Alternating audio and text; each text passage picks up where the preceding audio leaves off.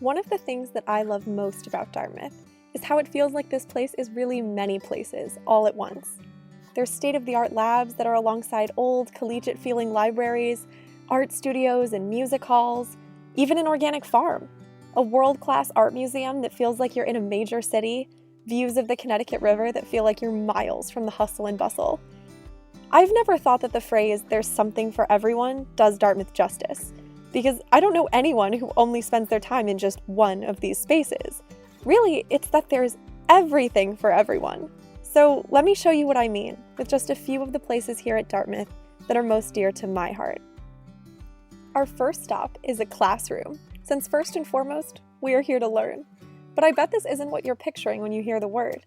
Located in Sanborn House, the home of the English and Creative Writing Department, the so-called medieval room is where all of my creative writing classes have met. Picture a workshop of writers gathering around this one long table. In the afternoons, the sunlight comes in through the stained glass, and I'd find myself wondering how it was real. The best part? Introductory classes are taught here too, and clubs have meetings here at night. These hidden treasures of campus aren't just reserved for the majors of that department. Who knows what you might discover at the end of an unassuming hallway? I didn't just spend all my time admiring my classrooms. I did a lot of studying too. One of my favorite places to study is one of the most underrated parts of the library, Sherman Art Library, which houses all of the art history resources on campus. There's this gorgeous reading room, but my true favorite study spot doesn't photograph quite as well. Winding beneath the library are a few floors of stacks that just seem to keep going forever. It's usually really warm down there, and once you've learned your way around, it feels like you've conquered some sort of maze. Everyone I know either loves it or hates it, but after I discovered a hidden reading room in the basement, that's where I've gone to write my long essays.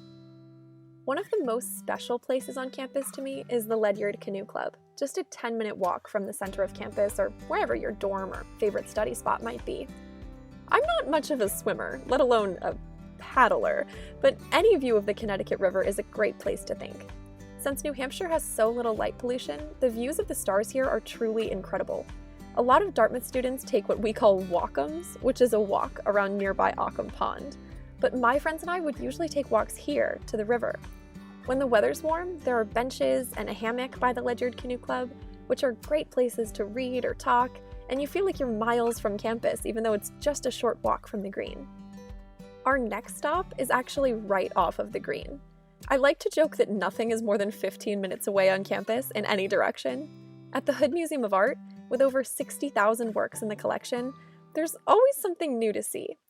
Visiting the galleries during the day is a great way to escape the bustle of campus, and attending the events sometimes held in the evenings is always a good break from studying. The collection has pieces from Georgia O'Keeffe and Pablo Picasso, and silverware from Paul Revere, ancient works that date back a few thousand years, and a really impressive collection of Indigenous Australian art, just to name a few. It's also connected to the Hopkins Center for the Performing Arts, which happens to house one of my favorite places to eat on campus, so my friends and I would buy lunch and sit in the atrium of the Hood and feel like we'd been transported to a world-class museum. Let's go to another frequent study spot of mine. Behind Baker Berry Library sits one of my favorite corners of campus, a public art installation called X Delta that's actually a usable swing. It's big enough for 2 people to sit and talk, or for you to stretch out with your laptop.